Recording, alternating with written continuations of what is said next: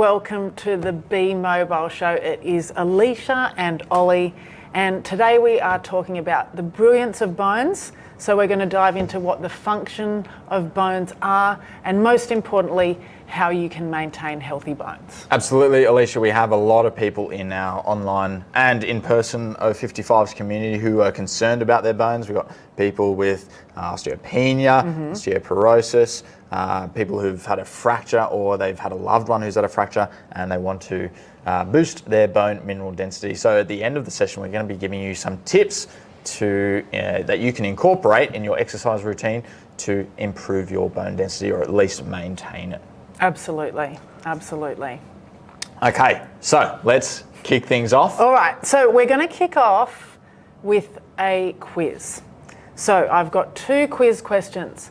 Number one, how many bones does the average adult human have?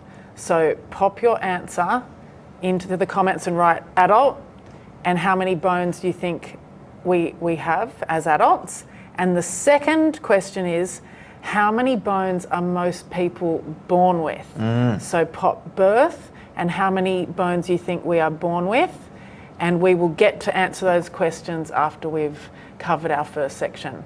So number one, how many bones an adult has, and number two, how many bones we have at birth. And the answer might surprise you, but Alicia, I have heard, and if there's any teachers in the audience, you can correct me on this, but I've heard a theory that you learn best when, if you don't know an answer to something, you have a go, you put yourself out there, and when you find out that you're wrong and you get corrected, that it sticks. As opposed to not having a go. Having a go. So we want to see your answers in the comments. That's right, because I know you want to hold on to that one for your next trivia night. So put your answer in the comments and we'll get on with it.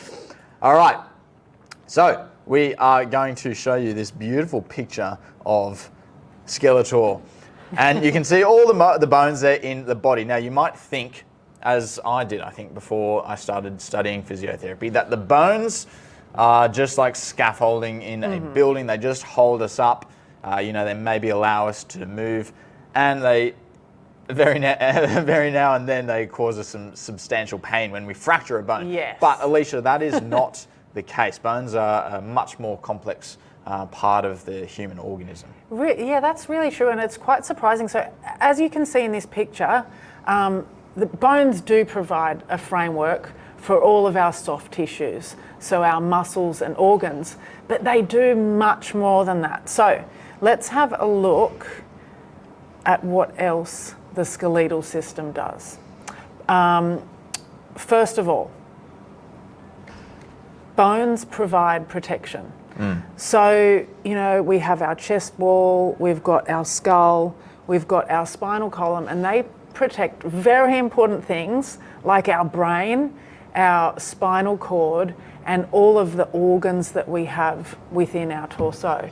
So it's not like, even though I guess that's a fairly obvious function, it's not something that I think is the first thing to come to mind. No, and we mentioned movement. Now that's probably the thing that comes to mind most, but do you actually know how the bones contribute and allow movement? Well, most of us know about muscles and tendons. So the tendons are what attaches the muscle to the bone, and whenever the muscle contracts, like in the case of the bicep muscle, it's pulling via the tendon, it's pulling on the forearm bones, the radius and the ulna there, or the radius in particular, and it's causing the bones to move. So without the muscle attachments to the bones, we wouldn't have movement, which is great. So think about that one in depth and be grateful for your bones.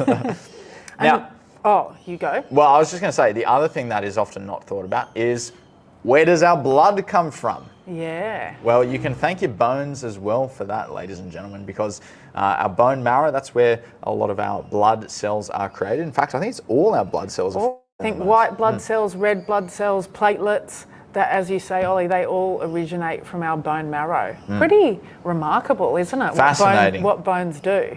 And that is not the extent of it.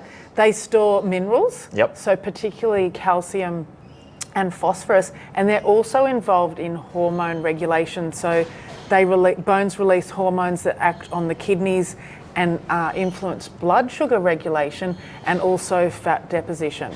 So Yeah, bones do a lot of stuff. Quite remarkable. Now, we've got a couple of comments here. Helen says, she's replying to the quiz questions. Yes. Helen says 300 at birth and about 200 for an adult. Okay, good guess. And Debbie says, this old teacher says, you're right, Ollie. And her answers were adult, a lot, born with, more than a lot. It's bang on. It's actually bang on. That is a good answer. I like that one. And hello to Julian and Sarah. Sarah's very specific. I feel like Sarah might have done a quick Google there. We'll be checking you there, Sarah. Okay, well, if you have any guesses, please pop them in the comments below. But otherwise, Alicia, I think we might be about to reveal the answers. Let's reveal the answers. Okay, so the average adult human is born with 206 bones. And at birth, we have 270. So I think that illustrates how our bone, our skeletal system changes. So it's not just a static structure that remains constant throughout our life. It changes in the amount of bones we have. So we obviously have a reduction there.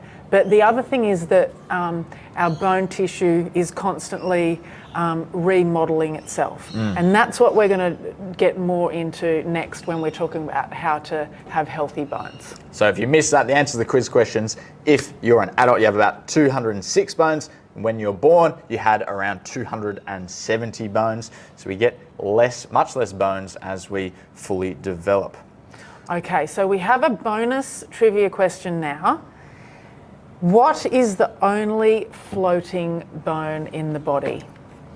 So a bone that is not connected to another bone. Now, I will admit this is a tough question because none of us knew it. Well, and speak for yourself, Alicia. Well, in my research, I was surprised. It was not what I would have guessed. No. But if you have a guess, pop it in the comments and we will answer it. I actually had a suspicion that it was the patella, Yes. the kneecap, but that's not the answer. So if that's your answer, think again. Think There's a again. little hint. Brody thought it could have potentially been a bone in your inner ear, which is not the case either. No. As an interesting fact is the smallest bone in your body is the stapes in your inner ear, but that is not a floating bone. Not floating, connects with other bones. All right, we will put you out of your suspense and answer this question. So the bone is the hyoid. So here is a picture of it. So as you can see, it's the bone coloured red there, and it supports the tongue and it plays a key role in speaking and swallowing. So there you go. We had a few guesses there. A couple of them are not far off.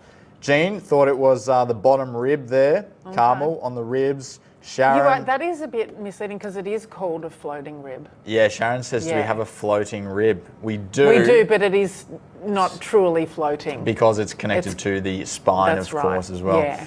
A couple of people with that answer. One of the bones in your hand, says Poppy. No, unfortunately they're all, fortunately they're all connected. But no, it is the hyoid bone, that one in the, just below your jaw there.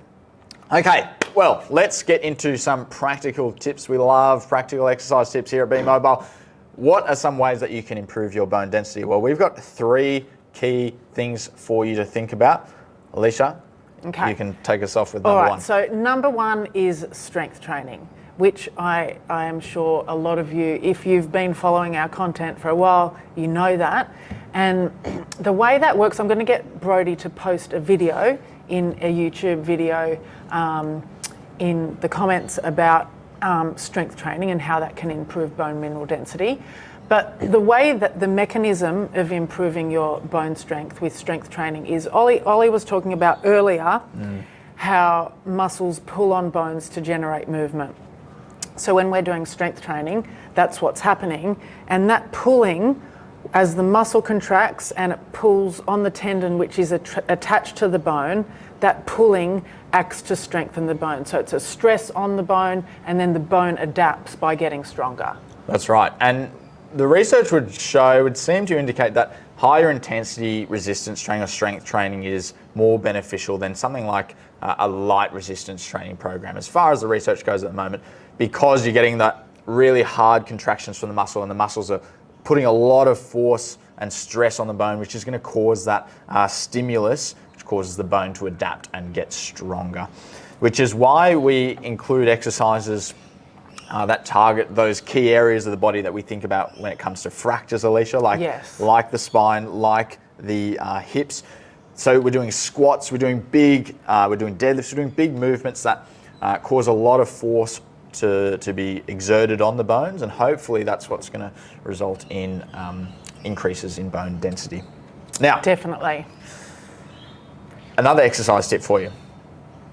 Impact training. Yes. Impact training is great, and it's really, I think it makes sense to people because you can almost feel your bones when you do a jump, okay, because you're getting that big ground reaction force when you land. Now, of course, when people start out with training, if you've got sensitive joints like the knees or the feet or whatever it is, jumping can be really hard. So you don't necessarily need to start with that, but if you are comfortable with impact loading, then it's a great thing to add into your resistance training routine for some extra bony stimulus. That's right, and Brody can pop a video in the comments there. And I think it's also important to know regards impact loading that it is very safe, because a lot of people, particularly if they have osteopenia or osteoporosis, are apprehensive about jumping and loading their bones in that way, because you might assume that, hang on, couldn't I damage my bones or cause a fracture? But the research shows us that it is very safe. But as Ollie said, it's something that you want to scale up to. And particularly if you do have painful or sensitive joints, you can start really, really small and build up slowly. And the same thing in regards to safety can be said of strength training. Yeah. People might be worried about lifting heavy weights.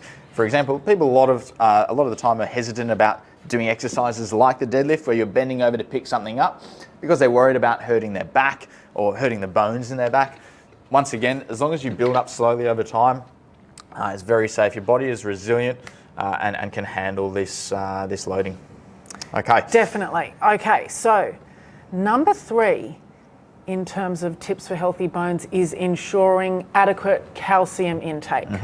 So calcium is a building block for healthy bones, but consuming enough calcium alone will not protect your bone health. So you have to stress the bones in the ways that we've just talked about with strength training and impact loading to utilize the calcium. So you have to combine those things. So if, for example, you were consuming enough calcium, or taking calcium supplements, but you weren't stimulating the bones in any way, you're not going to get any benefit from that calcium. And vice versa as well. If you're doing lots of Yes. hard exercise, but you had a very poor diet, you weren't getting an adequate calcium, protein, all these sorts of nutrients, then you're probably going to have limited effect from your training as well. Just like with muscle growth, you wouldn't expect your muscles to grow remarkably if you weren't consuming adequate protein. Yeah. Same thing with your bones. You need the building blocks as well as the stimulus. Yep, so we have a picture here of the different sources of calcium. So as you can see, there's dairy foods, leafy greens, fruits, nuts, seafood, and calcium fortified foods. And middle-aged women need about 1,300 milligrams of calcium a day. So a bit more than the average population. Yeah. Now, of course, Alicia, some people are going to need more than those sorts of interventions, which is why if you have concerns about your bone density, you can also talk to your doctor and discuss. We have very effective medications that can help. So there's a lot of options to improve your bone density. So yeah, something to think about.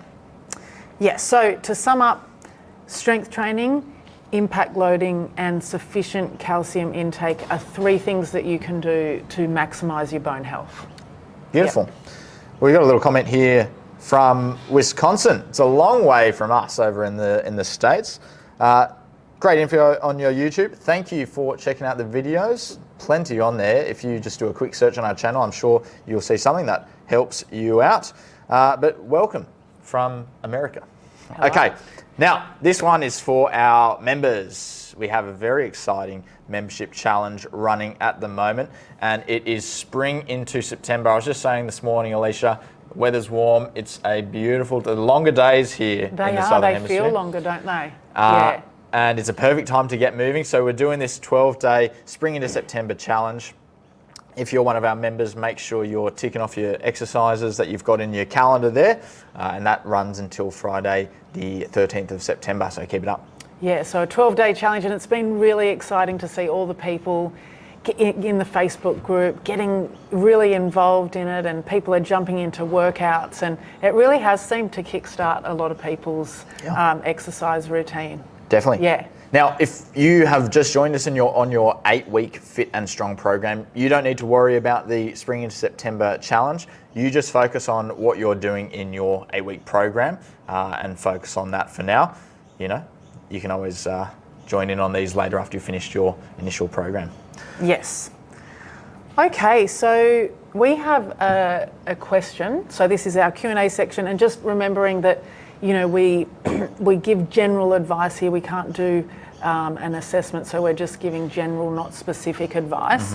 But we had a question submitted by Debbie, and she says, I have a probable recent torn meniscus in one knee, but I'm doing as much as I can sitting or lying. Not being able to do all my other regular exercise is very frustrating, but I'm trying to do something rather than nothing. Upper body and abs can still get a workout. Any suggestions for cardio that doesn't require legs would be welcome. Good question, Debbie. And I appreciate your frustration not being able to do your usual exercise routine. Now, first of all, I want to say that meniscal tears often thought of as a real bad injury, bad thing to have, but they actually do get better in a lot of the cases rather quickly. So this is, in all likelihood, not a really long-term thing. But I can understand if it's really painful, you don't want to be exercising on your feet. So we've got a couple of suggestions. First one that I think would be great, and Alicia, I'm sure you would agree, if you have access to a pool, swimming, doing some walking in the pool, just using that water to help take a bit of weight off your legs, that can be a really useful thing. Hopefully it's warm where you are, and yeah. Yeah, and I mean, if you have access to a cycle, a stationary bike, or I mean even getting outside, if cycling is something you can tolerate in terms of that knee range of motion, that is potentially another way you could get some cardio in. Now, if you don't have access to a cycle or a pool, you can do plenty of cardiovascular exercise just sitting in a chair. So all our regular cardio stuff like boxing on the spot, you can even do the star jump arms. What else can you do? You could reach down, touch your toes, reach up to the ceiling, all these sorts of things. Just take out the legs of your usual cardiovascular exercises. And you might even set yourself a little workout to follow. So you might do a minute of boxing, have a 10-second break, and then do a minute of the floor to sky reaches. I think mix it up. Yeah. Yeah. Yeah, and it's great that you are still working on your upper body and your abs, and you're doing what you can. So yeah, be patient, but you know, you will get back to doing those things that you enjoy and those forms of cardio you like. Yeah, 100%. But in the meantime, keep up all that other stuff that you're doing, your upper body strength training, your abdominal exercise. You know, try not to let this throw you off the horse. Yeah. Keep doing something. As you said, you're trying to do something rather than nothing. But yeah, hopefully this will get better rather quickly, Debbie. Alrighty, we've got a couple of questions coming through on the text line. Janet asked a good one. Good afternoon, everyone. I've learned a lot from the Be Mobile content. Should we do impact exercises like jumping and hopping with bare feet? Do shoes absorb all of the impact? Good question, Janet. No, I don't think you necessarily need to do them in bare feet. In fact, for most people, me personally even, I would do jumping in shoes just to make it more comfortable. I think it'll be a bit more comfortable. Absolutely. Yeah. You'll still get a lot of benefit. You're still going to get benefit from it. Yeah. Yeah. And I think, you know, most people, if you're doing it in a gym setting, it's probably a bit safer to wear shoes, just, you know, so you're not stepping on anything or potentially injuring your feet. Yeah, great call. Poppy has a longer question here. She's developed acid reflux. All this info is telling me not to do weightlifting or jumping.